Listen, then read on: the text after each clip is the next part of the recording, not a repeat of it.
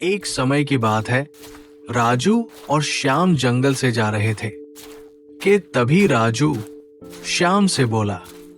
अरे भाई श्याम, आजकल गर्मी कितनी बढ़ गई है। हाँ भाई, गर्मी ने तो बुरा हाल ही कर दिया है। मेरा तो गर्मी से गला भी सूख गया है। अगर पानी मिल जाए तो कुछ राहत मिल जाती। लो भाई, लगता है भगवान ने तुम्हारी पुकार सुन ली। वो देखो, सामने पानी से भरा मटका पड़ा है। अरे वाह, भला हो उस इंसान का जिसने यहाँ पानी का घड़ा रखा है। अब तो मैं जल्दी से पानी पी लेता हूँ। पानी पीने के बाद दोनों घर की ओर चल दिए और कुछ समय बाद वो दोनों अपने गांव पहुंच गए और वह दोनों अपने अपने घर चले।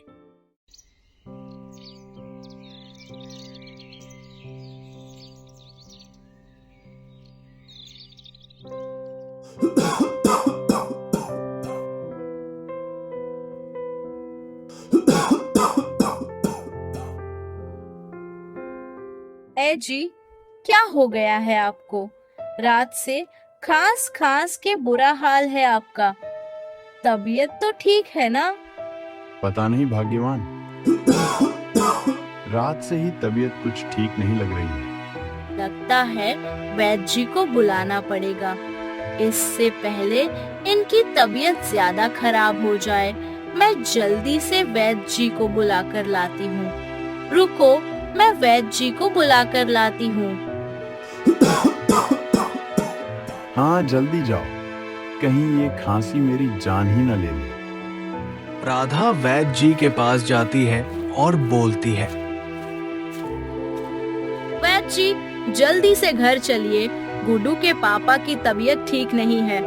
कल रात से खांस खांस के बुरा हाल है और बहुत तेज बुखार भी है। अच्छा, चलो चलकर देखता हूँ।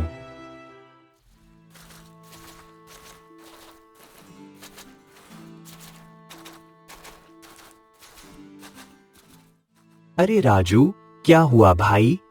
क्या बताऊं वैद्य जी, कल ही मैं और श्याम शहर गए थे कुछ सामान लेने। जब से वहां से लौटा हूँ, तबीयत खराब सी लग रही है। अच्छा, शहर गए थे तो खाया होगा कुछ उलझलूल। नहीं नहीं वैद्य जी, हम दोनों ने तो वहां सामान्य भोजन ही किया था और अपना अपना सामान लेकर वापस गांव आ गए। तो रास्ते में कुछ खाया पिया होगा। नहीं वैद्य जी, रास्ते में कुछ नहीं खाया। हाँ, बस वापस आते समय बहुत प्यास लग रही थी तो जंगल में रखे हुए मटके से पानी पिया था। अच्छा, चलो कोई बात नहीं, मैं ये कुछ दवा दे रहा हूँ, इसे समय समय पर खा लेना, जल्द ही ठीक हो जाओगे।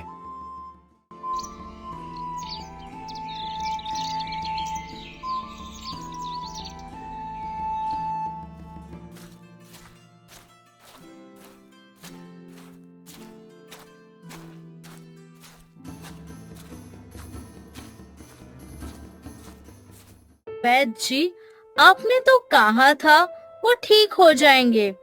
उनकी तबीयत तो और ज्यादा खराब हो गई है। चलो चलकर देखते हैं। वैद्य और राधा घर की ओर चल पड़ते हैं और घर आकर वैद्य राजू की ओर देखते हुए कहता है। अरे, ये क्या? यह तो कोई गंभीर बीमारी लग रही है। इस बीमारी का हल तो मेरे गुरुजी ही बता सकते हैं। राधा और वैद्य गुरुजी से मिलने जंगल की ओर चल पड़ते हैं। गुरुजी जंगल में शांत जगह पर ध्यान लगाकर बैठे थे कि तभी उन्हें देखकर वैद्य जी बोलते हैं। प्रणाम गुरुजी। बोलो बेटा, क्या समस्या है? बहुत चिंतित लग रहे हो। वैद्य गुरुजी को सारी बात बताते हुए बोलते हैं।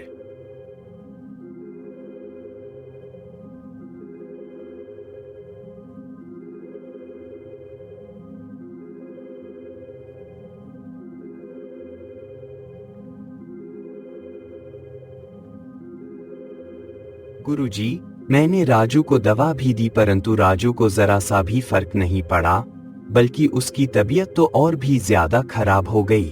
अब आप ही कुछ समाधान करो गुरुजी। चलो, मुझे वहां लेकर चलो। गुरुजी, वैद और राधा राजू को देखने राधा के घर की ओर चल देते हैं। कुछ समय के बाद वो तीनों वहां पहुंच जाते हैं। घर पहुंचकर गुरुजी राजू के सर पर हाथ रखते हैं और देखते हैं।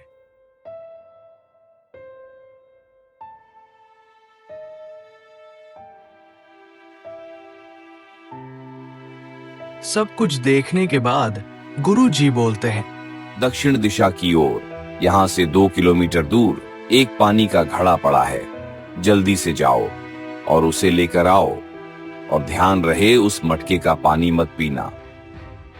वैद गुरुजी की बात सुनकर दक्षिण दिशा की ओर चल देता है।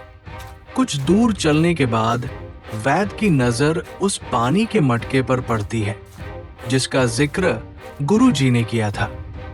वैद उस पानी से भरे मटके को उठाता है और राजू के घर ले आता है और गुरुजी से कहता है, लीजिए गुरुजी, जिस मटके का जिक्र आपने किया था मैं उसे ले आया। गुरुजी वैद से वो पानी का मटका पकड़ लेते हैं और फिर गुरुजी मटके के ऊपर हाथ रखकर कुछ मंत्र पढ़ने लगते हैं। मंत्र पढ़ने के बाद गुरुजी वैद से कहते हैं, लो इस मटके का पानी राजू को पिला दो, जल्द ही सब ठीक हो जाएगा। वैद जी गुरुजी के कहे अनुसार मटके का पानी राजू को पिला देता है। पानी पीने के कुछ समय बाद राजू ठीक हो जाता है। राजू के ठीक होते ही राधा खुश हो जाती है। ये देखकर वैद चौंक जाता है और सोचने लगता है, आखिर इस पानी में ऐसा क्या था जिसे पीते ही राजू अचानक से ठीक हो गया, जबकि मेरी दी हुई दवा का रत्ती भर भी असर न हुआ। कहीं ये जादुई मटका तो नहीं। इसका पता लगाने के लिए वैद जंगल में गुरुजी के पास जाकर गुरुजी से पूछता है, गुरुजी, आखिर उस पानी में ऐसा क्या था जिसे पीकर राजू ठीक हो गया? गुरुजी वैद की बात का जवाब देते हुए कहते हैं, जब राजू ने शहर से आते समय उस मटके से पानी पिया था, तब उस मटके में किसी ने जादू टोटका किया हुआ था, जिसे पीकर राजू बीमार पड़ गया था। मैंने उस मटके में मंत्र पढ़कर उस जादू का असर उल्टा कर दिया है। अब जो भी बीमार व्यक्ति उस पानी को पिएगा वह अपनी बीमारी से ठीक हो जाएगा।